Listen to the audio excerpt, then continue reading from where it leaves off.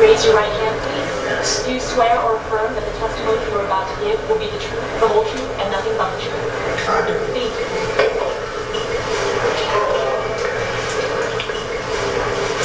Could you please state your full name for the record? Yes, Tupac Amaru Shakur. Okay.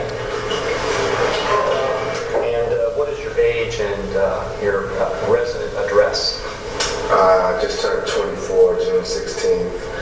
I'm living in Decatur, Georgia. Okay. How'd you get interested in music?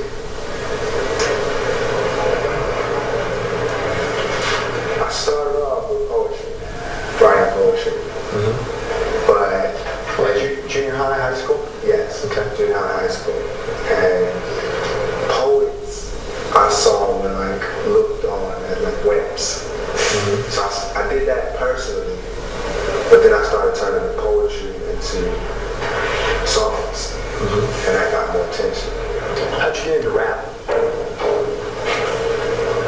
It is of my opinion that I was rapping while I was writing poetry. Okay. And so I was into rap, I guess you could say, from junior high when I wrote my first poem. And after I heard on the radio that there were other poets who made records and they were selling and it was working, then I decided to change the method of my poetry. How do you define rap? What constitutes rap? That's what it is, it's poetry. To me, it's storytelling, poetry. To music with a beat? With or without music, you can acapella rap. Okay. But it has some type of beat and tune to it, doesn't it? Even if you don't have accompaniment? No, even iambic pentameter is rap. You know, it's the way you write it, the structure. It depends on how you write it, but as to whether you need a beat or whatever, I guess it just wouldn't sell that much if you have a beat. So the music is more of a selling tool than it is necessary for music. Now, you were performing by the time you did your solo album, what people call gangster rap. No. You were not? No. What would you call what you were performing? Rap music. Rap music. Have you ever performed gangster rap? No. Okay. And why would you say that? Because I don't know, number one, what gangster rap is. Number two, I don't classify what my music is as gangster rap. Have you heard the term? A lot. Okay. This next statement that I'm a victim for real. I really got my ass beat. I really don't like police. I didn't say that. Where you at right there? Oh, I didn't say that. That's not what it says. Okay. It says, I'm a victim for real. Everything I talk is for real. I really got my ass beat. I really don't like them. The interviewer wrote police. Did you mean police? No. What did you mean? I don't like crooked police.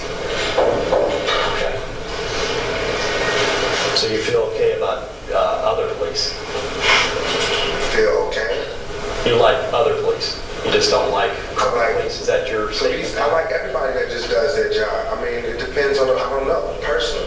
If I meet someone that's kind-hearted, that's true, and that's fair, then I like them. Because especially in a position like that, somebody is in a position where they have to put their life on the line and they can still be fair to everybody they meet. I definitely like that. I admire that. Are you aware of any others who had shot policemen, especially teenagers who shot policemen after listening to your music? After allegedly listening to the music. That's right, after allegedly listening. They said they listened to your music. No. And that's what caused them to do it. But none of them ever said this until you guys started saying this. So they put it all on the news and had Dan Quayle say it.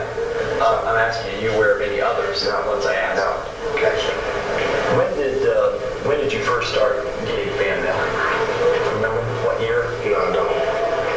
I hear you say that you also receive unfavorable mail. Yeah, like this. I got a lot of mail from y'all. And, From fans? no, from y'all. Lawyers. The lawsuits. From anybody else? Did you receive unfavorable mail? Out of my whole career, I believe I got 5 pieces of hate mail. Probably like a lot of all of the mail I've ever gotten, I've only got about 5 pieces, maximum. Do you respond to that? I responded to your hate mail. Answer the question to the range. Have you ever used illegal drugs? Marijuana? Yes. Any others? No. Okay. How often have you used marijuana? In my whole life? Yeah. At what point in my life? Let's say from 17 on. I'm going to instruct the witness not to talk about any use or possession of illegal substances. I don't believe that is relevant to this. He's admitted he used it. I think it's absolutely relevant. You're trying to make him out to be a choir boy, and I want to see what he's really done. I haven't made him out to be anything. You're trying to make me out to be a devil. Is it your intention to try to get young black people to be violent to police? No. Were you trying to provoke anybody to do anything particular? Were you trying to provoke or trying to get people to do things? Yes. Tell us what. You should have.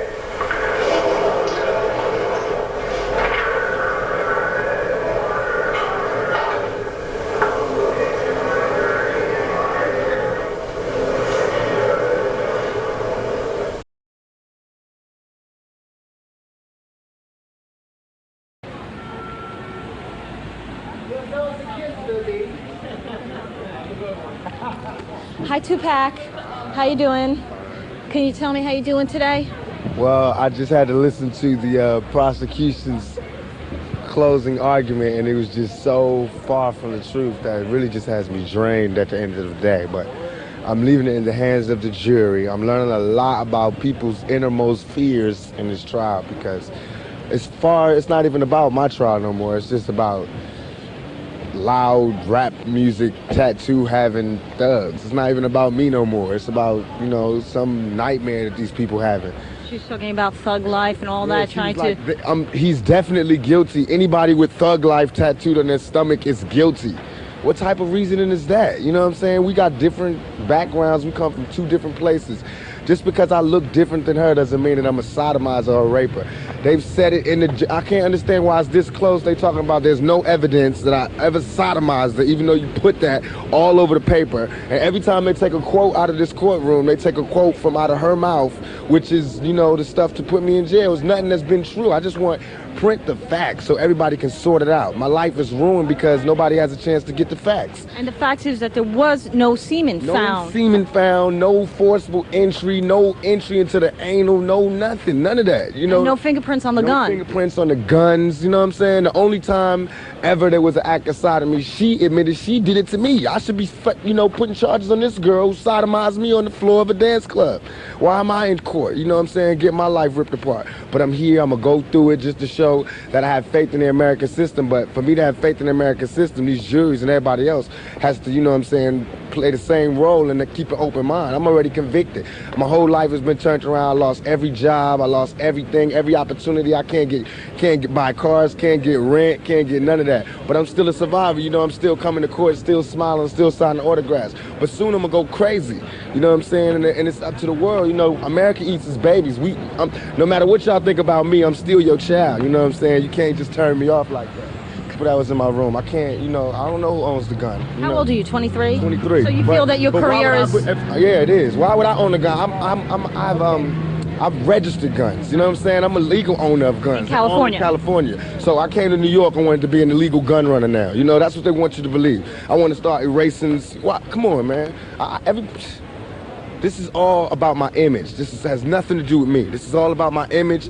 It's like MTV, all the papers, they building me up. Now they destroying me on the same image that they perpetuated. You know what I'm saying? I'm selling records. This is what I do for a living. I'm selling records. Don't get it twisted. This is not my real life. This is not how my real life is supposed to be. I'm not supposed to be really having all these villains in my life. I'm not supposed to be having, you know, the Philadelphia, I can't do shows.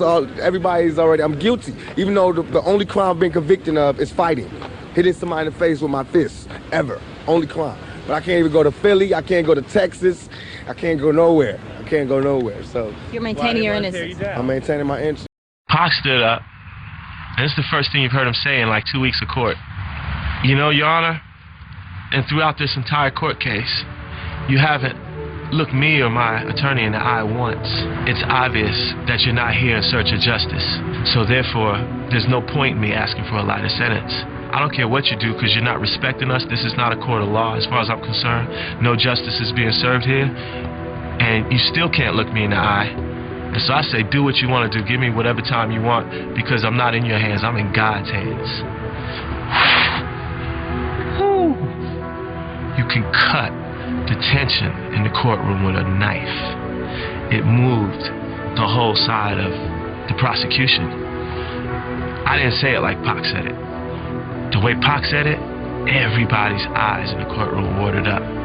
Nobody could speak for a minute. Brave motherfucker, yo.